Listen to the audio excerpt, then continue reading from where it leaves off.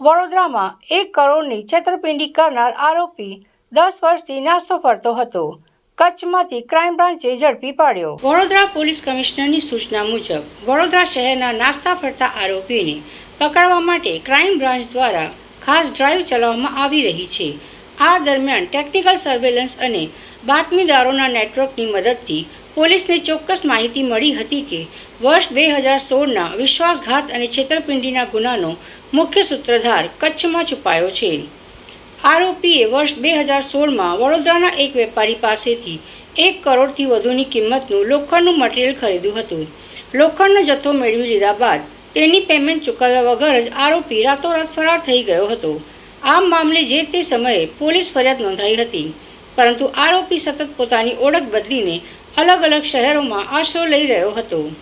Vadodara crime બ્રાન્ચની ટીમે કચ્છના વિવિધ વિસ્તારોમાં વોચ ગોઠવી હતી અને આખરે આરોપીને શોધી કાઢ્યો છે.